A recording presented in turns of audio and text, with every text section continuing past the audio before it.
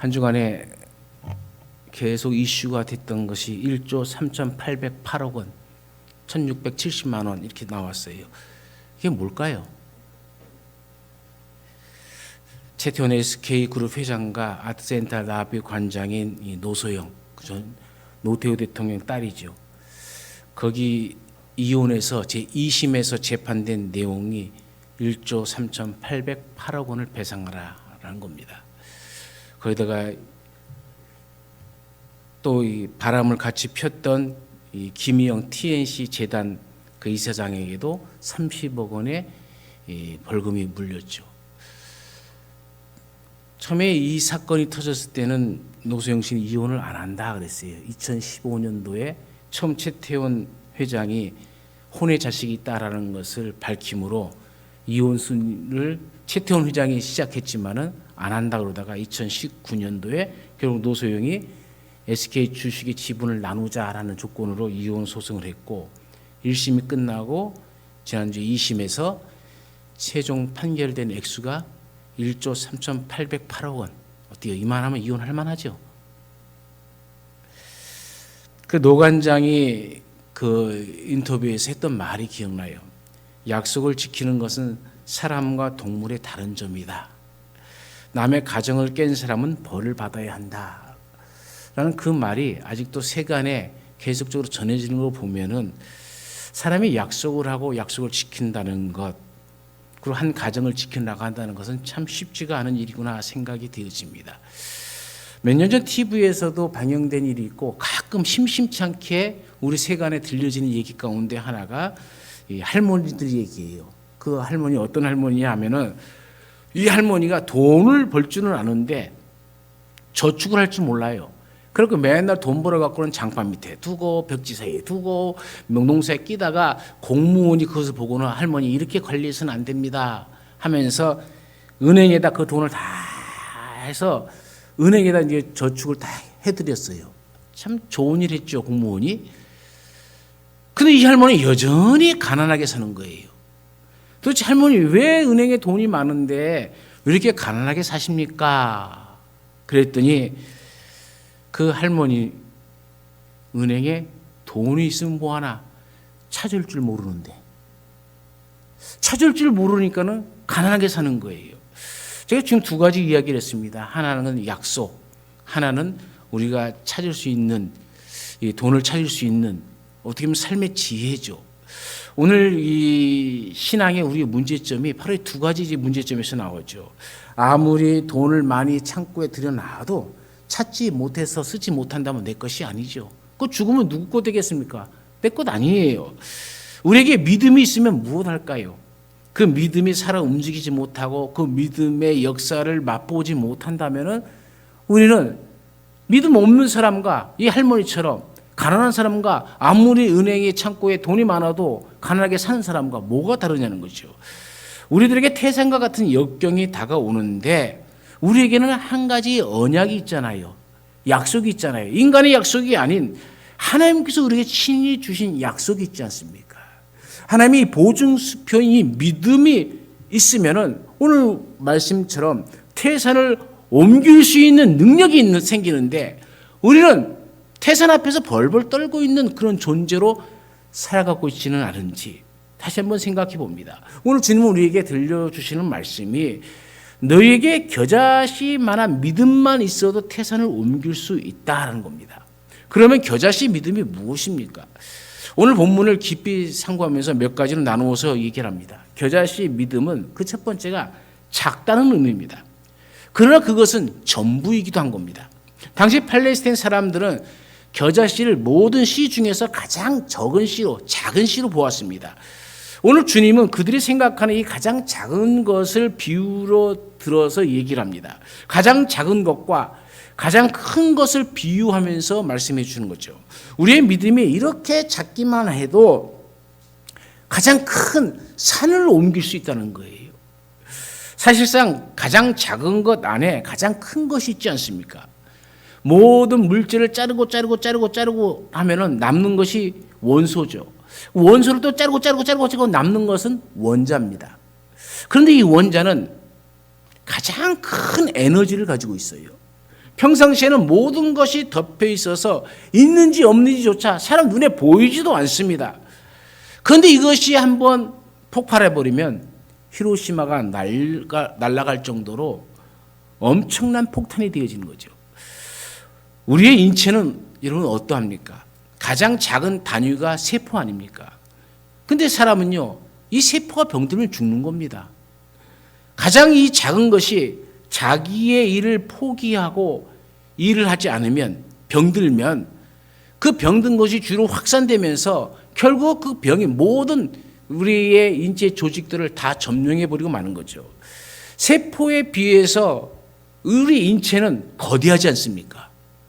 그런데 이 거대한 인체가 세포의 작은 것 때문에 피부암, 간암, 폐암 등 온갖 암에 걸리고 온갖 질병에 노출되어서 결국 죽게 되는 겁니다. 그러므로 가장 작은 것일수록 가장 질서 있게 움직입니다. 하나님이 그렇게 하셨습니다. 가장 작은 것 안에 가장 큰 것을 움직일 수 있는 에너지를 담아 놓으신 겁니다. 우리 안에 가장 작은 단위는 영원히 눈에 보이지 아니하는 사실은 믿음 아닙니까? 믿음이 눈에 보이면 크다 작다라고 얘기할 수 있고 많다 적다라고 얘기할 수 있는데 우리 눈에 보이지 않아요. 그래서 저 사람의 믿음이 또 나의 믿음이 얼만큼인지 아무도 모릅니다. 그런데 이 믿음이 결국 우리의 에너지가 되어집니다. 기독교인의 힘입니다. 불가능을 가능하게 만들고 높은 산을 평지로 만드는 원천이고 여리고성을 무너뜨리는 함성이고 강대한 아멜렉을 무너뜨리는 모세의 두 손과도 같은 것이고 사제의 입을 막아버리는 다니엘의 믿음과 같은 것이죠. 우리의 모든 일도 마찬가지 아니겠습니까? 가장 작은 것을 들면 가장 큰 것이 뒤틀려 버려요. 그러므로 우리가 성공한 인생을 살려 하면은 작은 일에 충성해야 됩니다. 작다는 의미가 무엇입니까? 작다는 것은 전부입니다. 겨자씨가 사람들 보기에는 작은 거지만 그래서 무시당할 수도 있지만 그러나 여러분 그것은 겨자씨 본인에게는 전부 아닙니까? 과부의 두 냅돈이 사람들 보기에는 크게 적은 돈이지만 그 과부에게는 전부였던 것 아닙니까? 겨자씨만한 믿음, 그러나 내 자신을 전부 드리라고 하신 이 하나님의 말씀에 우리는 귀를 기울여야 되죠. 이것이 하나님 보시기에 큰 것이기 때문에 그렇습니다. 작아도 모든 것이 작기 때문에 무시될지 모르지만은 자기 자신에게 전부인 그것을 드리는 것이 겨자씨 믿음인 것이죠. 요한복음 12장 24절에는 내가 진실로 진실로 너에게 이르노니 한 알의 밀이 땅에 떨어져 죽지 아니하면 한 알 그대로 있고 죽으면 많은 열매를 맺느니라 얘기합니다. 겨자씨는 전부를 드리기에 남는 것이 없습니다.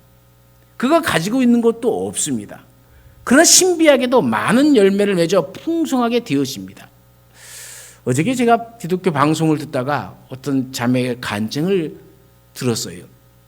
그 간증 내용이 뭐냐면은 자기가 선교센터를 맡아서 그 선교센터를 맡아갖고 총무일을 감당하는데 딱 자기에게 주어진 돈이 그 회비가 27만 원밖에 없더라는 거예요. 그 27만 원을 무엇을 할까? 예배 중에 하나님 이거 갖고 어떻게 이 선교회를 유지할 수가 있겠습니까? 근데 그날 목사님 설교가 내 전부를 드리라는 거였대요. 근데 하필이면 또 그날에 평상시에도 오지 않던 한 거지 양반이 교회 와서 탁 하면서 냄새를 풍기는데 지독하더래요. 그런데 딱딱딱 앉아서 보는데 목사님 설교는 내 것을 전부 다 부자 청년에게 예수님 하신 말씀처럼 팔아 가난한 자에게 주고 너는 나를 쫓으라 하신 말씀을 가만히 생각해 보니 우리 중에서 가장 가난한 자가 누구일까 봤더니 그 거지가 눈에 딱 들어오더래요. 그래서 그러면 이거 전부를 줘야겠다 하면서 추운 겨울날이었지만은 27만 원의 돈을 그 사람에게 다 주고 자기가 입고 있는 좋은 웨이트도 다 벗어주고 모자도 다 벗어주고 다 줘버렸대요. 나는 하나님의 말씀대로 했습니다. 이제 하나님께서 책임져 주십시오.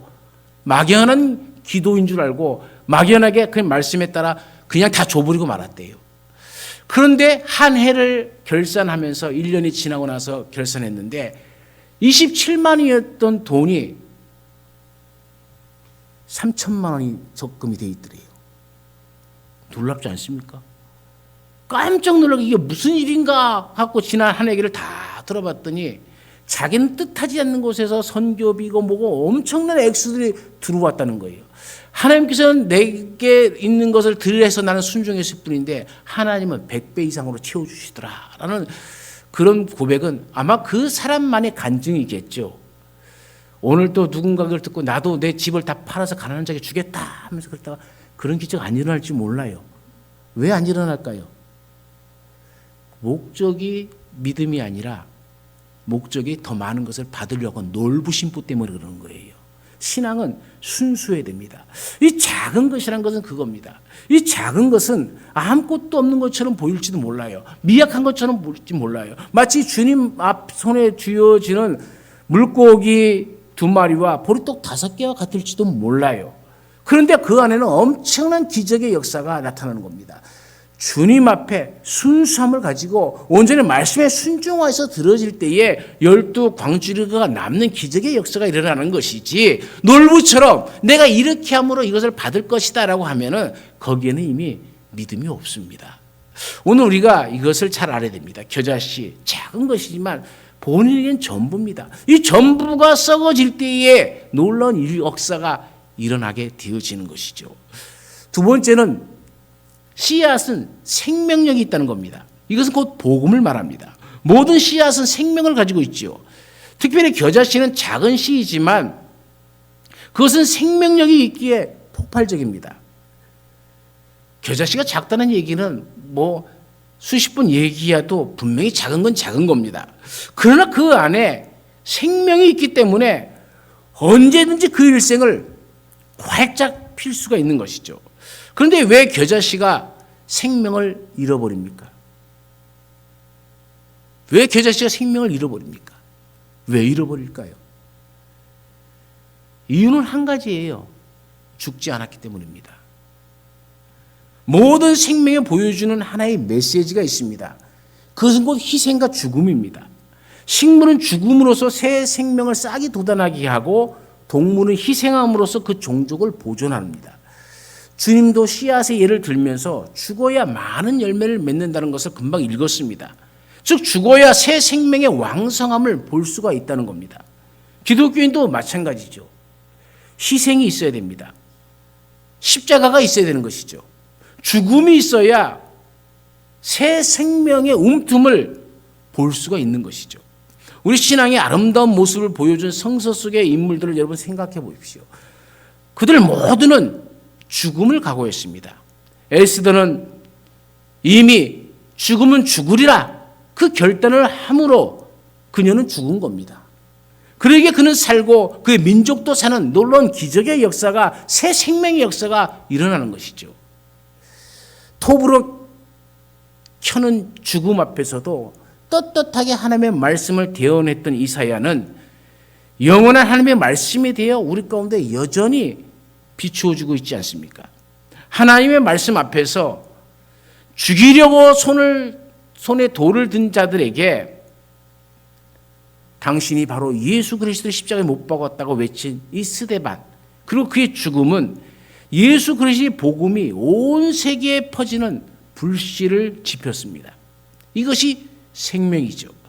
주님은 말씀하십니다. 누가복음 17장 33절에 무릇 자기 목숨을 보존하고자 하는 자는 잃을 것이요 잃는 자는 살리리라. 산다는 것이 아니라 살리리랍니다. 하나님께서 그를 살려주신다는 얘기입니다. 자기를 버렸을 때에 기독교의 새 생명이 움터나기 시작하는 겁니다. 자기가 죽었을 때에 감추어진 생명이 폭발적으로 나타나기 시작합니다. 우리 주님의 죽음은 2000년 전 예루살렘 골고다 언덕에서 수치스럽고 불명예스럽고 저주의 모든 누명을 다 뒤집어 쓰셨지만 2000년이 지난 지금 많은 사람들은 그리스도 앞으로 나오고 있지 않습니까? 예수의 이름으로 죽는 것을 최고의 명예로 알고 많은 순교자들이 그의 생명을 기꺼이 주님 앞에 드렸을 때에 오늘날까지 그 생명이 그치지 않는 생수가 되어서 우리의 발목을 적시고 무릎을 적시고 허리와 머리와 온몸을 적셔서 그의 생명 가운데서 오늘 전혀 예루살렘하고는 가까이 있지 않는 우리나라, 이 민족에게까지 또 우리에게까지 새 생명이 살아나는 역사가 나타나고 있지 않습니까? 이것뿐만 아니라 이 또 새 생명을 살리기 위해서 한국의 많은 선교사들이 세계 만방에 퍼져가면서 바로 이 생명을 심어가고 있지 않습니까? 그들의 희생과 헌신으로 많은 영혼들이 살아나는 역사가 오늘도 여전히 나타나고 있습니다. 그러므로 겨자씨 믿음은 생명력 있는 믿음입니다. 우리 모두는 그리스도 예수 안에서 생명 없는 종자가 아니라 폭발적인 생명력을 가진 가능성이 있는 생명적 존재라는 것을 믿으시길 바랍니다. 그러므로 여러분, 주님이 원하시는 바 생명력 있는 믿음을 가져서 산을 옮기는 놀라운 기적이 여러분의 삶 속에서도 충만하게 나타나기를 간절히 축원합니다. 세 번째로 씨앗은 신비한 성장력이 있습니다. 이것은 곧 믿음입니다. 우리가 밭에다 씨앗을 뿌리면 두껍고 딱딱한 흙을 뚫고 나와 싹이 돋아나죠. 그리고 서서히 자라기 시작합니다. 어느 날 밭에 나가보면 잠깐 사이에 무성하게 자라있는 모습을 보게 되어지죠. 믿음이 성장한다는 것은 바로 이와 같은 신비입니다. 우리가 알지 못하는 사이에 자라나는 그 신비함, 나도 모르는 사이에 나의 믿음이 자라나고 있어요. 설교를 듣다가 아멘이라는 말이 저절로 나오잖아요. 그죠? 그런데도 안 나오네. 참 신기하죠. 교회를 건성건성 다니는 것 같은데도 어느새 큰 믿음의 사람으로 변모해 있는 내 모습, 우리가 그 모습을 바라봐야 돼요. 그것이 바로 성장입니다. 설교 시간에 졸아도 믿음은 얼마든지 자랄 수가 있습니다. 콩나물 자라듯이 커져갑니다. 그러면 믿음의 성장이 눈에 띄게 보이지 않는다고 조급해하거나 서둘러 답답해할 것이 아니란 얘기입니다. 어느 순간에 자라는 것이죠. 보이지 않는 가운데 이미 그 속에서 신비롭게 자라고 있음을 기억해야 됩니다. 모든 생명은 다 자라납니다. 자라지 못하는 것은 그게 세 가지 이유 때문에 그래요. 그 첫 번째는 심기우지 못하기에 자랄 수가 없죠. 일단 심겨져야 되는데 심겨지지 않는다는 거예요. 심기우기 위해서는 땅이 있어야 됩니다. 옥토가 필요합니다. 여러분, 그렇다면 우리의 토양은, 우리의 옥토는 어디입니까? 바로 예수 그리스도가 우리의 영원한 토양인 줄로 믿습니다. 그래서 우리는 예수 그리스도 안에서 그 은혜를 따라 우리의 믿음이 쑥쑥쑥 잘 자라면 됩니다. 그럼 자라기 위해서는 어떻게 해야 됩니까? 이 씨가 썩어지고 뿌리를 내려야 된다는 것이죠. 아무리 좋은 토양이라도 썩지 아니하고 뿌리를 내리지 아니하면은 이 씨는 위로 성장할 수가 없는 겁니다. 그러면 여러분, 믿음의 뿌리를 깊숙이 잘 내리셔서 어느 순간 쑥쑥 자라나는, 그래서 많은 열매를 맺는 여러분의 삶이 되어지길 간절히 축원합니다. 두 번째로는 병들었기 때문에 그렇습니다. 그런데 여기에는 믿음이 없습니다. 주님은 아무것도 염려하지 말라 하시는데 씨가 땅을 믿지 못해요. 의심이 생깁니다. 쉽게 낭망합니다. 두려워합니다. 그러니 병들 수밖에 없어요. 병들다 보니 여기저기 다 찾아다녀 봅니다. 오늘 본문의 말씀도 잘 보면 그거 같죠. 간질하는 아이의 아버지, 처음에는 믿어보려고 했는데 기도도 해보았는데 결론이 나질 않습니다. 그런 용하다는 사람은 다 찾아다녀 봅니다. 그래도 안 나아요. 이제 소문을 듣자니 예수라는 사람이 모든 병을 고친다고 하니 이제 마지막으로 기대감을 갖고 예수 앞에 나와 예수님을 찾아오는 것이죠. 그런데 주님은 변화산에 올라가 계시고 안 계시는 거예요. 제자들만 있습니다. 그 제자들에게 부탁을 합니다. 제자들이 아무리 힘을 들여 기도해도 귀신이 나가질 않아요. 고생만 합니다. 헛고생만 진탕했습니다. 근데 이때 예수님께서 산에서 내려오십니다. 그때 이 아버지가 말한 것이 무엇입니까? 내가 주의 제자들에게 데리고 왔으나 능히 고치지 못하더이다. 이제 원망을 제자들에게 돌려요. 병든 겁니다. 의심이 생긴 것이죠. 오늘 본문에는 안 나눴지만 똑같은 본문이 마가복음 9장 14절부터 29절에 나오잖아요. 거기서 22절에 하는 말이 뭐라고 얘기합니까? 귀신이 저를 죽이려고 불과 물에 자주 던졌나이다. 그러나 무엇을 하실 수 있거든 우리를 불쌍히 여기사 도와주옵소서라고 얘기합니다. 병들었잖아요. 벌써 말에 의심이 있잖아요. 믿습니다 주님 고쳐주십시오 라고 하는 것이 아니라 고칠 수 있거든. 못 고치면 할 수 없고요. 뭐 다른 사람 다 못 고쳤는데 주님이라고 뭐 뾰족한 수가 있겠습니까? 못 고쳐도 할 수 없지만 혹시 하실 수 있거든 고쳐주시면 안 되겠습니까? 이 말에는 반신반의. 여러분 우리가 반신반의 하면은 반은 믿고 반은 안 믿는다는 얘기일까요? 주님이 이것을 반은 믿고 반은 안 믿는다로 보는 것이 아니라 믿음이 없는 것으로 보는 겁니다. 주님은 이 사람 앞에서 그 병을 고쳐주십니다. 그 귀신을 내어 쫓아주십니다. 그런데 여러분 보세요. 제자들이 왜 그렇게 기도했는데 안 났을까요? 이유는 한 가지예요. 제자들도 병들었어요. 제자들이 무슨 병이 들었습니까? 이 말씀이 있기 전에 주님은 제자들을 두세 명씩 짝을 지어서 전도 여행을 시켰습니다. 주님의 말씀이니까는 이들이 전도 여행을 갔어요. 그런데 기도하면 병든 자들도 낫고 귀신들도 쫓아나고 아주 신났습니다. 그러니 이 선교 여행, 전도 여행이 얼마나 재미있었겠습니까? 와, 나도 주님의 하신 일을 나도 하네? 내가 기도했더니 귀신이 나가는 거예요. 병든 자가 고침을 받는 거예요. 너무너무 신났어요. 그 신남 속에 병이 들어간 겁니다. 주님의 은혜로 주님의 능력을 힘입어서 한 것인 줄 잊어먹는 거예요. 자기 힘으로 모든 것을 할 수 있다 착각을 해버리는 겁니다. 주님께서 그들에게 주신 것을 잊어버렸어요. 누가복음 9장 1절과 2절에는 뭐라고 얘기합니까? 예수님께서 12제자를 불러 모으사 모든 귀신을 제어하며 병을 고치는 능력과 권세를 주시고 하나님 나라를 전파하며 앓는 자를 고치게 하려고 내어 보내셨다 그랬잖아요.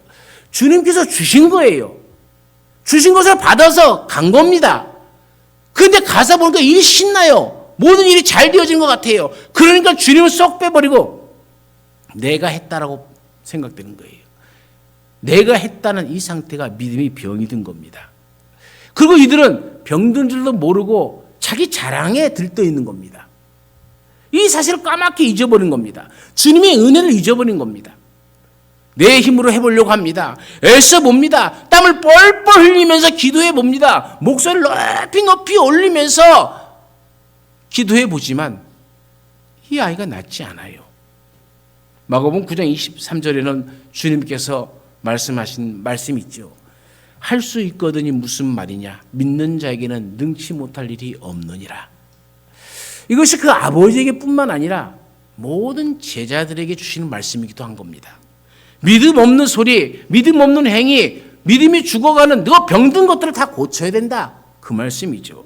내 병든 것을 치료하지 않으면은, 내 병든 것부터 고쳐지지 않으면은 그 믿음의 역사는 일어나지 않는다는 겁니다. 내 믿음이 온전해야 또 온전해지도록 자라나야 된다는 거예요. 여러분 성장을 멈추지 않길 바랍니다. 믿음의 성장은 계속 되어져야 됩니다. 우리가 하나님께 부름받는 그날까지 우리의 믿음은 계속적으로 자라나야 되는 것이죠. 이 정도면 되었지라는 말은 믿음 안에서 없습니다. 내가 옛날에는 참 많이 했는데 이런 말은 믿음 가운데는 없는 말들입니다. 그런데 우리는 이런 말들을 자기 자랑 삼아서 하는 겁니다. 병드는 겁니다. 자기 자랑이 드러나는 이상 그 순간부터는 병이 들어버리는 겁니다. 병이 든 속에서는 은혜도 능력도 다 사라져버리고 마는 것이죠. 그래서 주님은 오늘 마태복음에서는 이 겨자씨 믿음을 말씀하시고 마가복음에서는 기도 외에는 이런 능력이 나갈 수 없다라고 말씀하십니다. 믿음은 기도를 동반하고 기도는 믿음을 같이 동반합니다. 그러니까 병들지 않기 위해서는 날마다 기도로서 자기를 죽이고 하나님께 영광을 드러내며 믿음으로 나아가야 되는 것이죠. 믿음은 기도를 튼튼하게 하고 기도는 믿음을 확고하게 하는 연결고리와도 같은 겁니다. 사랑하는 여러분, 무엇이 문제입니까? 사업의 실패도 가정의 불화도 문제가 되지 못합니다. 정말로 문제는 내가 병든 것이고요. 더 큰 문제는 내가 병들었다는 것을 모르는 것이에요. 병든 것을 알면 치유라도 할 수 있을 터인데 병든 것을 모르니까 치유할 수 있는 방법도 길도 아무것도 없는 겁니다.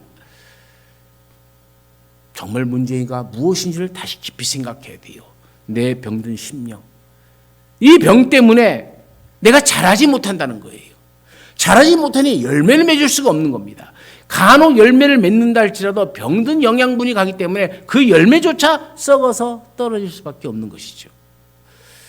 주님께서 우리에게 주시는 말씀은 수고하고 무거운 짐진 자들아 다 내게로 오라 내가 너희를 쉬게 하리라. 주님 안으로 나오시길 바랍니다. 우리의 영원한 옥토가 되시는 주님 안에서 뿌리를 내리고 자라나서 풍성한 열매를 맺히는, 그래서 여러분의 가정이, 여러분의 심령이, 여러분 때문에 우리 교회가, 우리 이웃들이 다 치유받는 역사가 일어나기를 간절히 축원합니다. 세 번째는 영양을 제대로 공급받지 못해서 자라지 못하는 거죠. 영양은 하나님의 말씀입니다.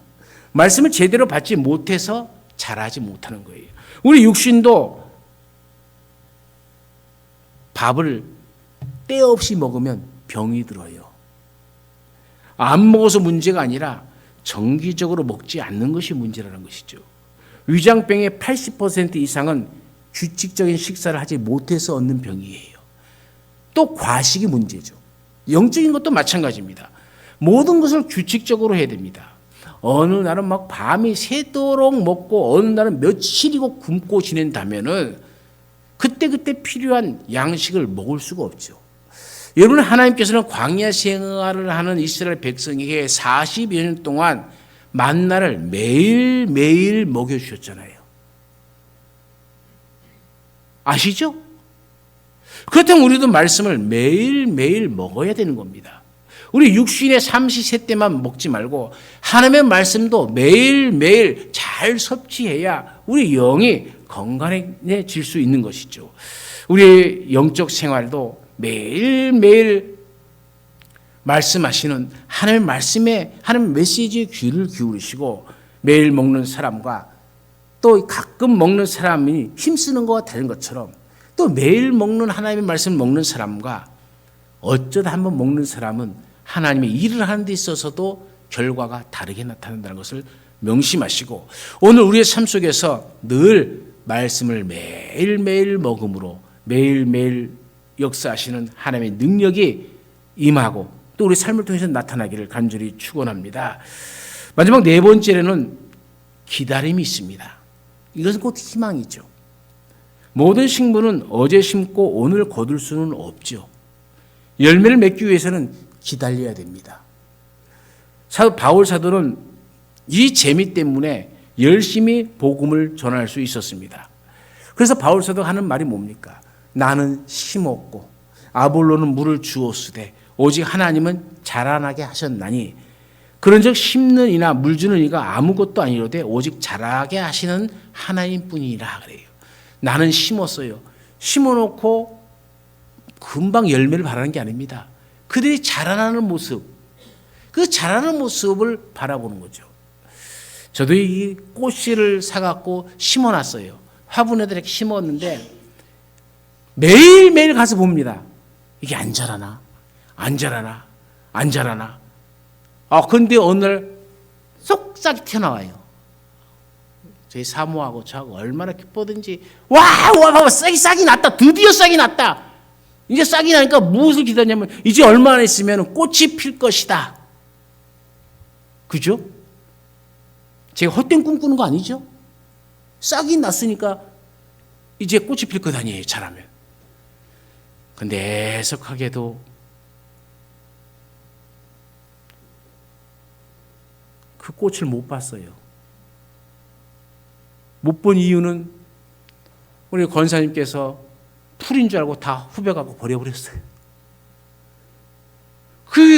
되게 얼마나 속이 상하고 가슴이 아프든지.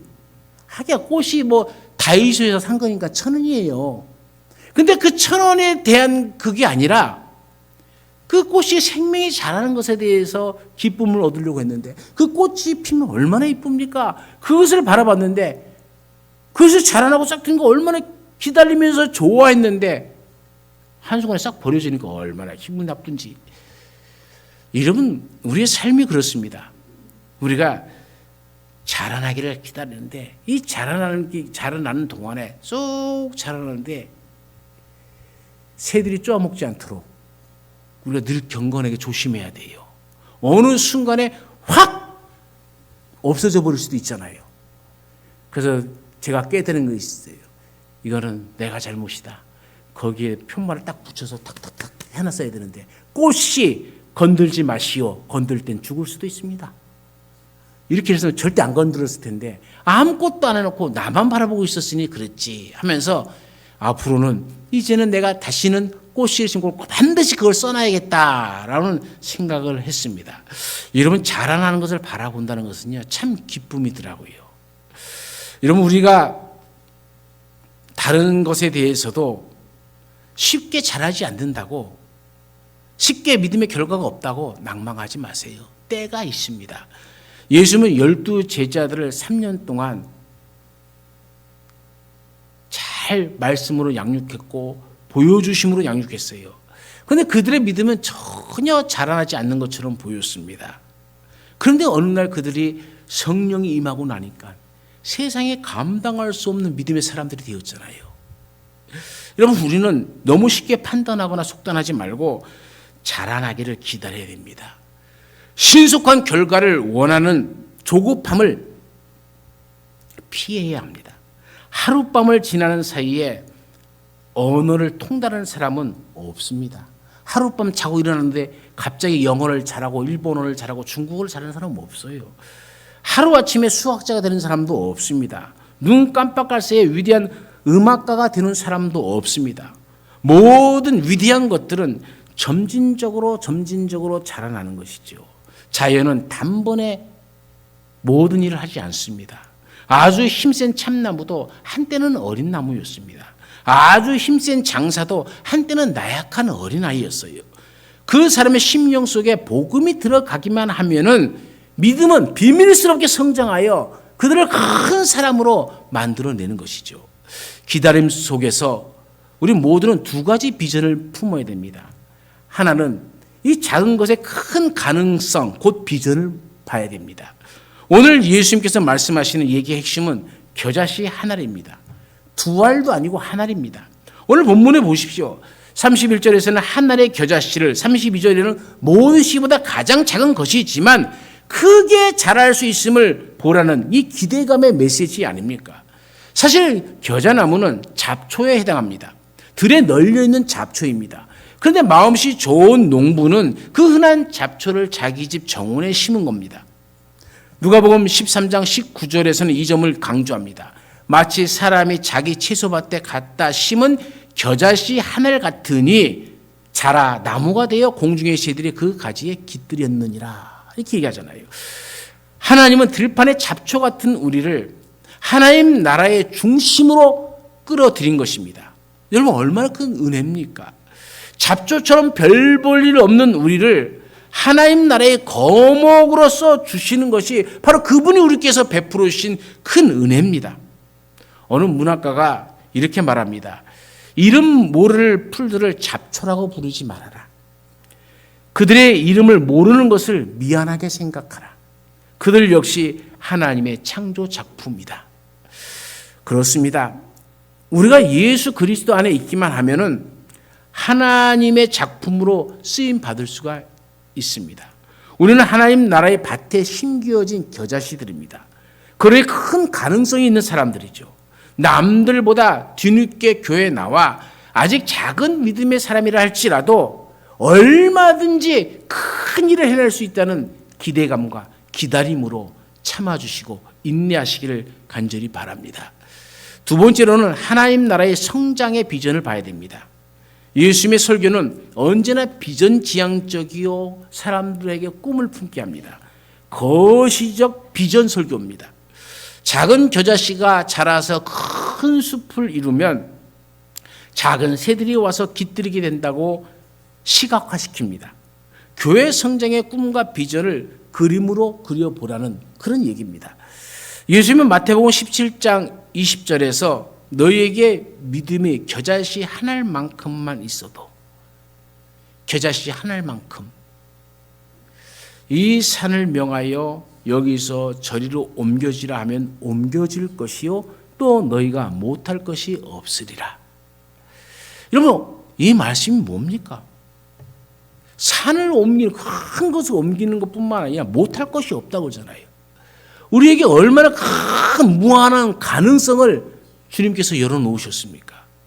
태산을 움직이는 믿음, 불가능을 가능케 하는 믿음은 이 작은 겨자씨 신앙에서부터 시작되어집니다. 사랑하는 여러분, 우리 한국교회는 날마다 하나님 나라의 비전을 품고 부흥과 성장을 같이 꿈을 꿔야 됩니다. 우리 교회가 시작된 지 벌써 53주년이 되었습니다. 이제 다음 단계의 비전 추진이 필요하지 않겠습니까? 우리 주변에는 아직도 예수 믿지 않는 사람들이 80%가 넘습니다. 그러기에 우리는 가능성이 많다는 얘기입니다. 기회가 주어지는 대로 누구를 만나든지 간에 먼저 내 스스로가 저들에게 복음을 전해야 됩니다. 우리 동네를 정말로 지옥 가기 어렵고 천국 가기 쉬운 동네로 만들어야 되지 않겠습니까? 그 사명을 하나님이 우리에게 맡기신 겁니다.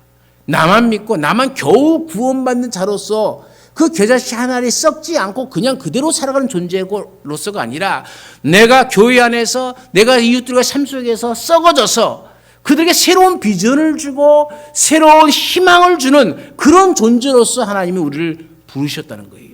우리는 무능하지만 하나님께서는 우리에게 큰 가능성을 보신 겁니다. 그리고 이곳을 우리 형국 교회를 이 형국면에 여기에 세우시고 그 비전을 이루어 가기를 하나님은 원하시는 겁니다.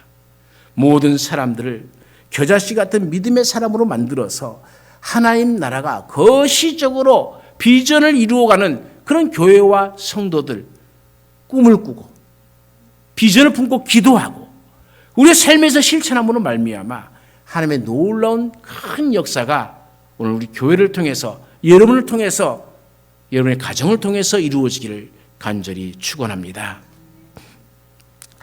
우리는 자라나야 됩니다. 골고루 자라나야 됩니다. 부족함이 없이 자라나야 됩니다. 그러기 위해서는 겨자씨의 믿음을 가져야 됩니다.